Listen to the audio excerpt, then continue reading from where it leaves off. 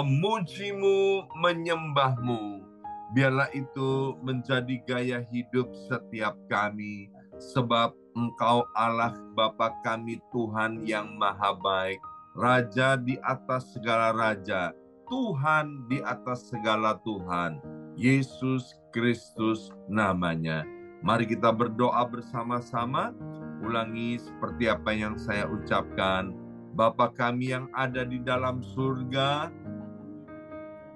dikuduskanlah namamu, datanglah kerajaanmu, jadilah kehendakmu di bumi ini seperti di dalam surga. Bapa yang baik, berikanlah kami pada hari ini rezeki yang menjadi bagian kami secukupnya, cukup untuk memberikan pinjaman kepada banyak bangsa, sedangkan kami sendiri tidak punya pinjaman, cukup untuk menjadi saksi Tuhan, mulai dari Yerusalem, Yudea, Samaria, sampai ke ujung-ujung bumi. Cukup untuk menjadikan semua bangsa murid Kristus dan membaptis mereka dalam nama Yesus. Terima kasih Bapa untuk rezeki yang secukupnya, dan ampunilah dosa-dosa kami, ampunilah kesalahan kami, seperti kami pun mengampuni orang-orang yang bersalah kepada kami. Dan janganlah masukkan kami ini ke dalam pencobaan, tetapi bebaskanlah kami dari segala yang jahat. Sebab Engkaulah yang empunya kerajaan, kuasa, dan kemuliaan sampai selama-lamanya. Dalam nama Tuhan Yesus, kami sudah berdoa. Haleluya, haleluya. Mari Bapak Ibu sekalian, bersama-sama sekarang kita secara serempak dan serentak kita akan menggemakan Mazmur 91 dengan suara yang keras, dengan suara yang lantang dari tempat kita masing-masing. Alkitab berkata, mati dan hidup dikuasai oleh lidah. Siapa suka menggemakannya akan memakan buahnya. Dan firman Tuhan juga berkata, terjadilah seperti apa yang engkau imani, terjadilah seperti apa yang engkau percayai. 2, 3. Mazmur 91. Orang yang duduk dalam lindungan yang maha tinggi dan bermalam dalam naungan yang maha kuasa akan berkata kepada Tuhan, tempat perlindunganku dan kubu pertahananku, Allahku yang kupercayai. Sungguh Tuhanlah yang akan melepaskan aku dari jerat penangkap burung dan dari penyakit sampar yang busuk. Dengan kepaknya Tuhan akan menudungi aku. Di bawah sayapnya aku akan berlindung. Kesetiaan Tuhan ialah perisai dan pagar tembok. Amin, amin, amin. Terjadi di dalam nama Tuhan Yesus. Aku tak usah takut terhadap kedahsyatan malam, terhadap panah yang terbang di waktu siang, terhadap penyakit sampar yang berjalan di dalam gelap, terhadap penyakit menular yang mengamuk di waktu petang. Walau 1.000 orang rebah di sisiku dan 10.000 di sebelah kananku, tetapi itu tidak akan menimpa aku. Aku hanya menontonnya dengan mataku sendiri dan melihat pembalasan terhadap orang-orang fasik. Sebab Tuhan ialah tempat perlindunganku, yang maha tinggi telah kubuat tempat perteduhanku. Amin, amin, amin. Terjadi di dalam nama Tuhan Yesus. Malapetaka tidak akan menimpa aku, dan tulah tidak akan mendekat kepada kemahku.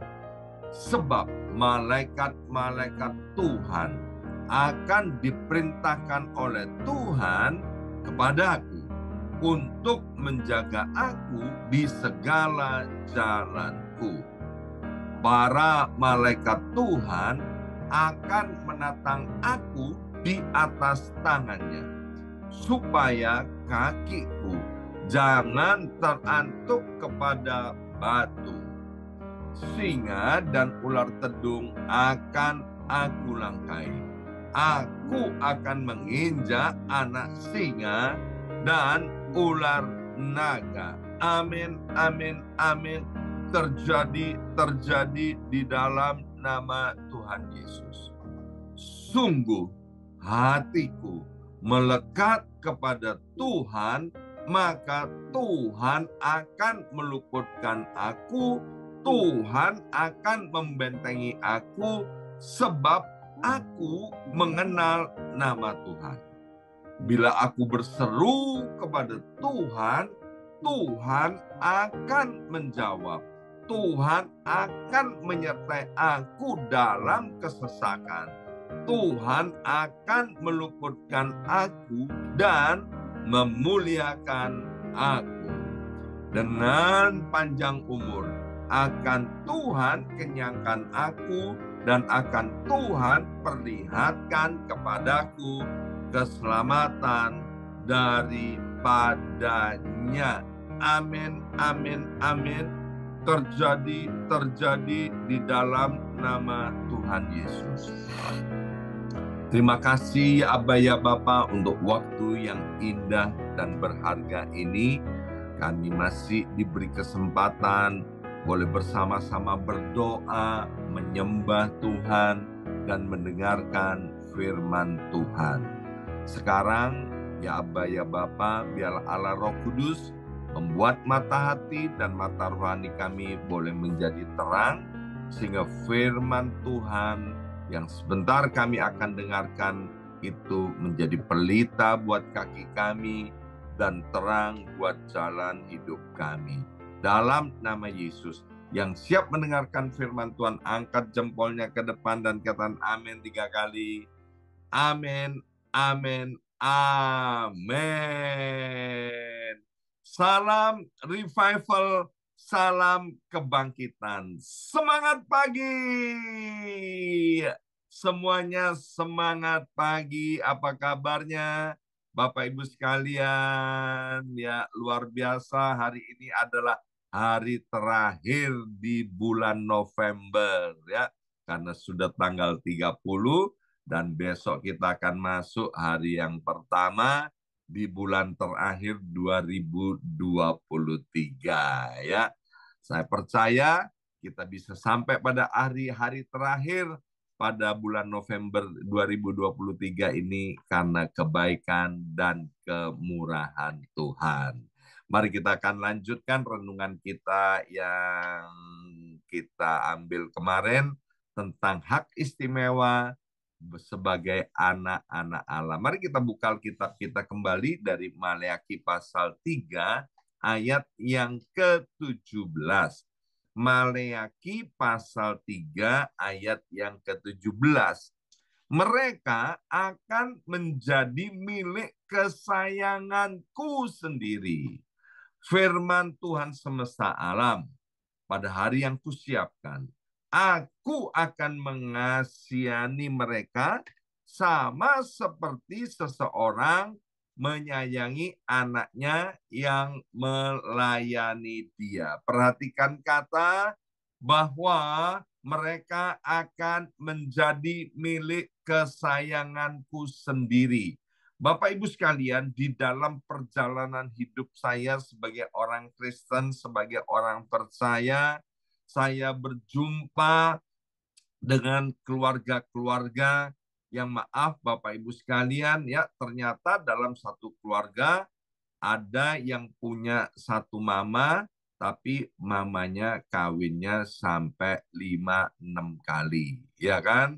Kemudian dari mama yang satu, karena punya suami 5 atau 6 kali, Bapak Ibu sekalian, lahirlah anak-anak dari satu rahim, tapi papanya berbeda-beda. Ya, nah saya ini adalah bekas penjahat, bekas orang berdosa, Bapak Ibu sekalian, ya, yang kemudian Tuhan angkat, Tuhan pulihkan.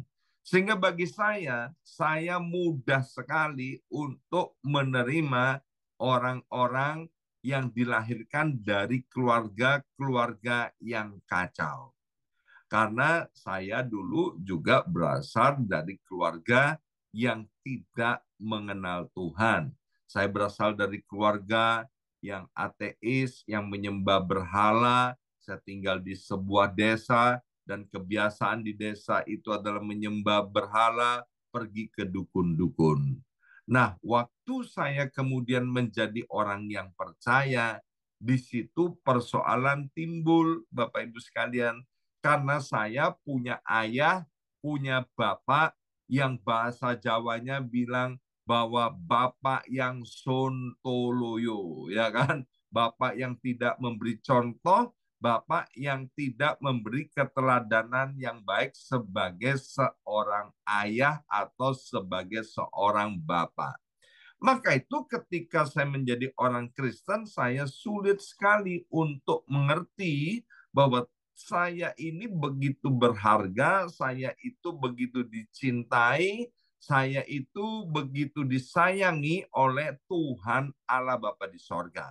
Berbeda dengan istri saya, Ibu Yongki ini, Bapak Ibu sekalian, ya, istri saya ini lahir dari keluarga yang baik-baik dan punya ayah yang begitu mencintai dan mengasihi istri saya ini.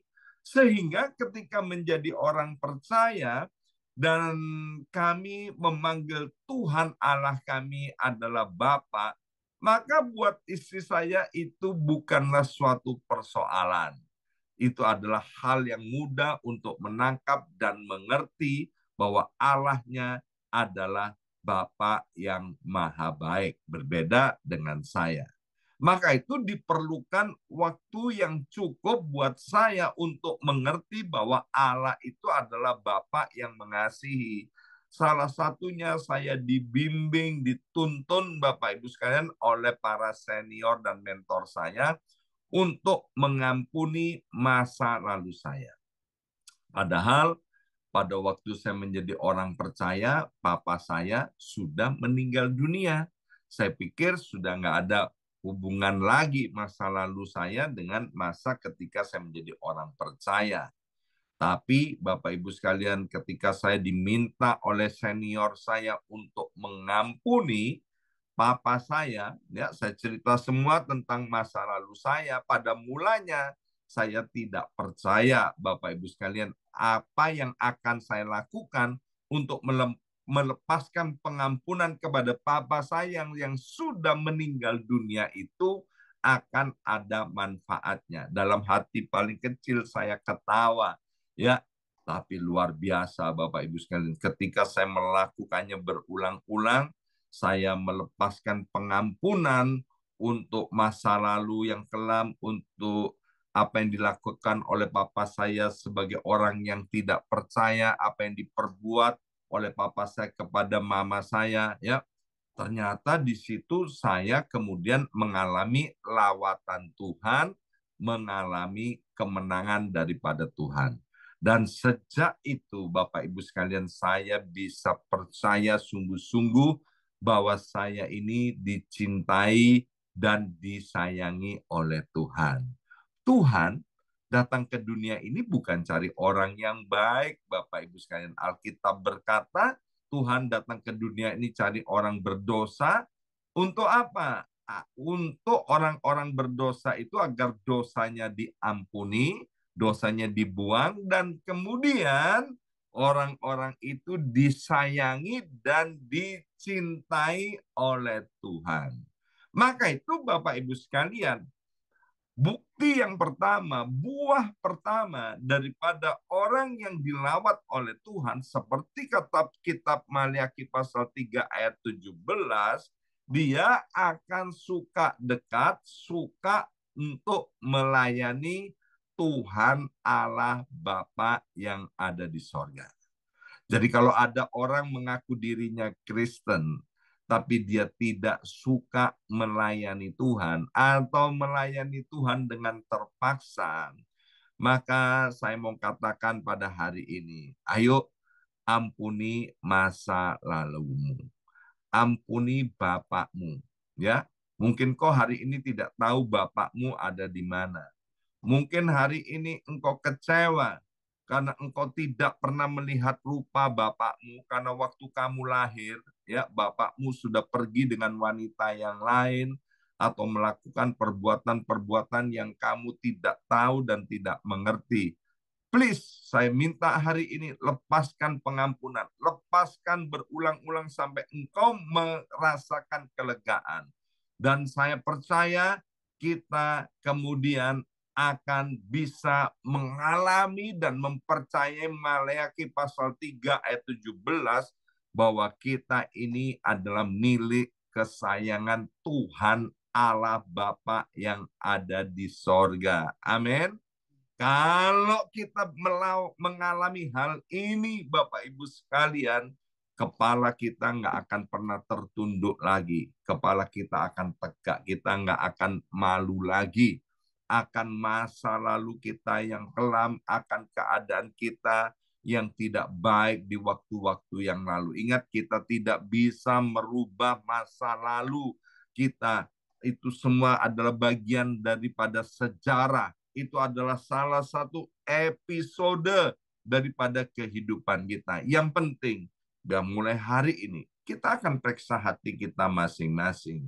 Mungkin ada sesuatu yang kita tidak sedang kita sadari. Mungkin di hati yang paling kecil ada suatu ganjalan terhadap orang tuamu. Lepaskan pengampunan, lepaskan pengampunan. Jangan simpan kesalahan orang tuamu. Jangan simpan kepahitan hati kepada orang tuamu. Dan kita, engkau semua akan merasakan bahwa engkau dicintai dan disayangi oleh Tuhan. Ketika engkau mengalami hal ini, maka engkau akan mengalami yang namanya hak-hak istimewa sebagai anak-anak Allah. Sekarang kita buka dari Ibrani pasal 12 ayat 5 sampai dengan ayat yang ke-8. Ibrani pasal 12 ayat 5 sampai dengan 8. Dan sudah lupakah kamu akan nasihat yang berbicara kepada kamu seperti kepada anak-anak? Hai anakku, janganlah anggap enteng didikan Tuhan, dan janganlah putus asa apabila engkau diperingatkannya. Karena Tuhan menghajar orang yang dikasihnya, dan ia menyesah orang yang diakuinya sebagai anak. Jika kamu harus menanggung ganjaran, Allah memperlakukan kamu seperti anak. Di manakah terdapat anak yang tidak dihajar oleh ayahnya? Tetapi jikalau kamu bebas dari ganjaran yang harus diterita setiap orang, maka kamu bukanlah anak, tetapi anak-anak gampang. Saya punya cucu di Indonesia, umurnya sekarang sudah 7 tahun, Bapak Ibu sekalian, ya. Kalau saya ngobrol dengan anak laki-laki saya dan menantu perempuan saya, Bapak Ibu sekalian, ya, maka salah satu topiknya yaitu tentang pendidikan anak-anak, ya, tentang pendidikan tentang cucu saya itu. Nah, mereka akan memilih siapa guru les mereka, ya. Mereka Cucu saya kan les ini, les itu, belajar ini, belajar itu. Nah, mereka nggak akan sembarangan memberikan anaknya kepada orang lain untuk orang lain itu mendidik dan mengajarnya. Dipilih, ya, dipilih yang mana kira-kira ya selain pandai juga orangnya baik, orangnya berintegritas, orangnya bisa dipercaya, ya. Sebab kita tidak akan memberikan anak kita kepada sembarangan orang, ya. Nah, kembali kepada firman Tuhan ini, kalau kita ini dianggap sebagai anak Allah, maka ayat ini dengan jelas berkata Tuhan akan mendidik kita, Tuhan akan mengajarin kita, dan Tuhan akan mendisiplin kita. Maka alangkah bahayanya kalau hari ini ada di antara kita sedang jauh dari Tuhan dan kemudian semuanya tetap baik-baik saja. Artinya apa? Bapak Ibu sekalian, engkau sudah tidak dianggap sebagai anaknya. Kalau kita ini masih dianggap sebagai anak Tuhan, maka Tuhan akan mendidik kita, Tuhan akan mendisiplin kita, Tuhan akan mengajar kita. Agar apa? Roma pasal 8 ayat 28 dan ayat 29. Please jangan berhenti di ayat 28, tapi sampailah membaca, merenungkannya sampai ayat 29 dari Roma pasal 8 ini, yaitu Tuhan melakukan semuanya itu ujung-ujungnya nanti hasil akhirnya agar kita menjadi serupa dengan Kristus. Artinya setiap disiplin, setiap didikan, setiap ajaran daripada Tuhan itu akan membuat karakter kita semakin serupa dengan sorga. Amin. Sehingga orang-orang bisa melihat kita, wah iya memang benar ini adalah anak-anak Tuhan. Ada berapa banyak kita ketemu dengan orang yang mengaku dirinya anak Tuhan, tapi kurang ajarnya masalah, nggak ngerti sopan santun, nggak ngerti rasa berterima kasih, hidupnya semau gue, ya. Tetapi Bapak Ibu sekalian, kalau hari ini ada di antara kita dididik, didisiplin oleh Tuhan, jangan pernah memberontak. Justru inilah kesempatan kita untuk mengkoreksi diri sendiri dan kemudian memperbaiki kehidupan kita. Ingat, dididik dan disiplin oleh Bapa di sorga itu adalah merupakan hak istimewa sebagai anak. Tidak mungkin kita ini, Bapak Ibu sekalian, mendidik dan mengajar anaknya tetangga atau anaknya orang lain, ya kan? Nanti mereka marah. Emangnya siapa kamu kok mau didik dan mengajar aku? Ya, yang kita didik dan kita ajar hanya anak kita sendiri. Dan Tuhan yang menyayangi dan mencintai kita, Dia akan terus mengajar, mendidik, dan mendisiplin kita. Ya. Dan selanjutnya, kita baca Roma pasal 8 ayat yang ke-17.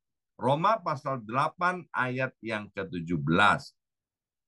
Dan jika kita adalah anak, maka kita juga adalah ahli waris. Bersama saya ucapkan ahli waris. 2, 3, ahli waris. Tahu nggak artinya ahli waris? Artinya ahli waris yaitu menerima warisan. Punya hak untuk menerima warisan. Dari siapa? Dari Tuhan Allah semesta alam ini. Langit, bumi, dan segala isinya itu adalah ciptaan Allah Bapa di sorga, dan itu juga milik daripada Tuhan Allah Bapa di sorga. Dan kita ini sebagai anaknya juga adalah ahli waris.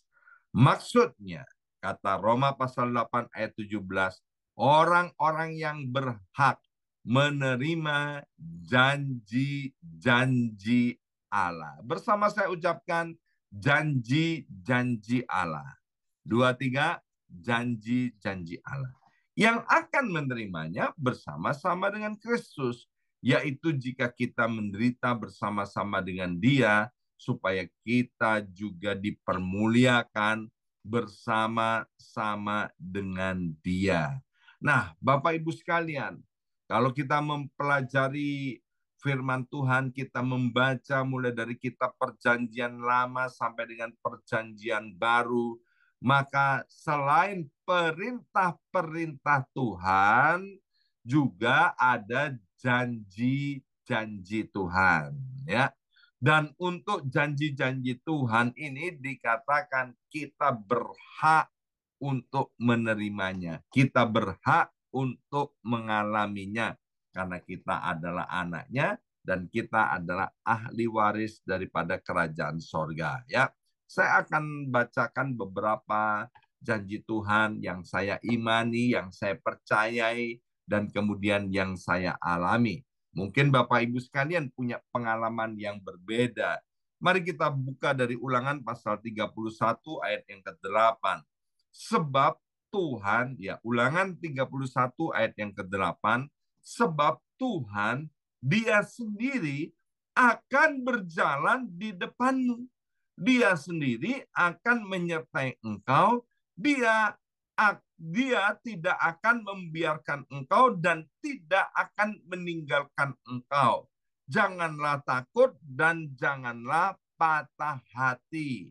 Saya mengamenkan firman Tuhan ini, Bapak Ibu sekalian, ya. Saya sangat mempercayai bahwa firman Tuhan itu adalah untuk saya. Ingat tadi yang pertama, hubungan kita harus dipulihkan terlebih dahulu dengan cara mengampuni orang tua kita, dengan cara mengampuni ayah kita, dengan cara mengampuni nenek moyang kita, ya, sehingga kita bisa mempercayai Tuhan Allah Bapa di sorga bahwa Dia yang akan berjalan di depan kita. Keren banget ayat ini Bapak Ibu sekalian, ya. Bahkan dikatakan Dia yang menyertai kita. Kemana saja kita keluar dan masuk, Bapak Ibu sekalian, Tuhan itu senantiasa menyertai kita. Ingat, Tuhan Allah Maha Kuasa, Maha Tahu, dan Maha Hadir. Dan dikatakan Dia berjalan di depanmu, ya. Kenapa Bapak Ibu sekalian? Saya ini kan tinggal di desa, ya kan? Kebiasaan di desa saya itu kalau berjalan, maka suami itu berjalan di depan, Bapak Ibu sekalian. Kemudian di belakangnya adalah istri dan anak-anaknya.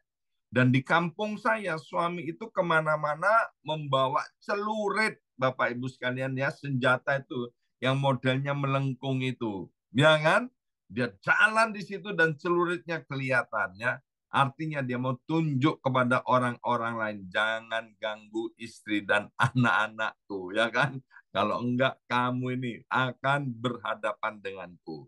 Nah, Ulangan 31 ayat 8 ini merupakan janji Tuhan. Dan janji Tuhan itu iya dan amin.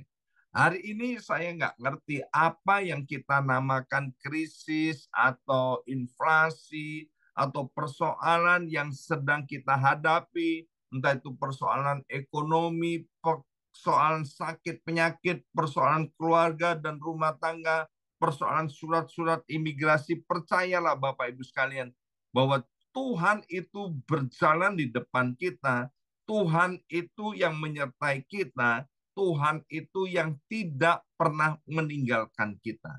Maka itu jangan pernah kita patah hati, jangan pernah kita takut menghadapi kehidupan ini.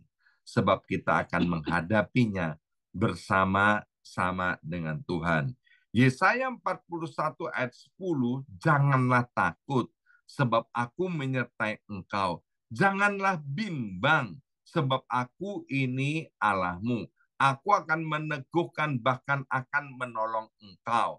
Aku akan memegang kau dengan tangan kananku yang membawa kemenangan. Luar biasa ayat ini, ya.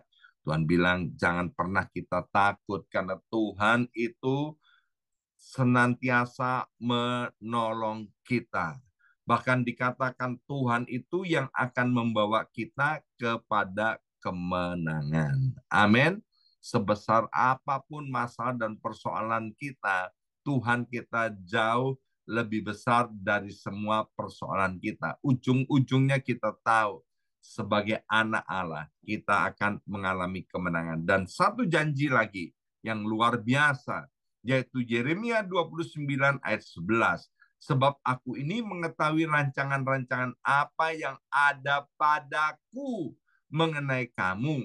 Demikianlah firman Tuhan, yaitu rancangan damai sejahtera dan bukan rancangan kecelakaan, untuk memberikan kepadamu hari depan yang penuh harapan.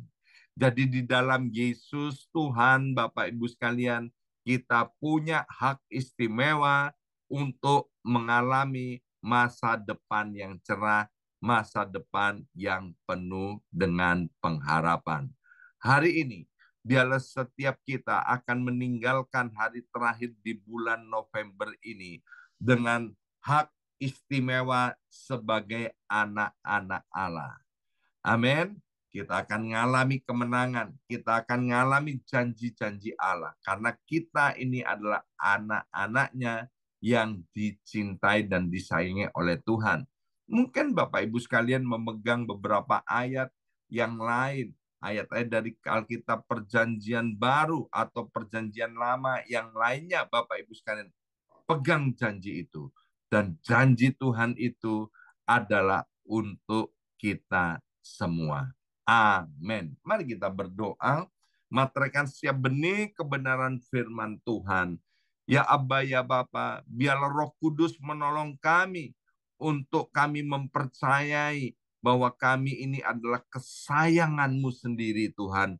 Dan kami mempunyai hak istimewa, yaitu menjadi ahli waris kerajaan sorga. Kami tidak akan pernah takut lagi untuk menghadapi kehidupan ini, karena ada jaminan masa depan yang cerah, masa depan yang penuh pengharapan buat setiap kami anak-anak-Mu ini. Dalam nama Yesus kami sudah berdoa. Haleluya. Amin, amin, amin.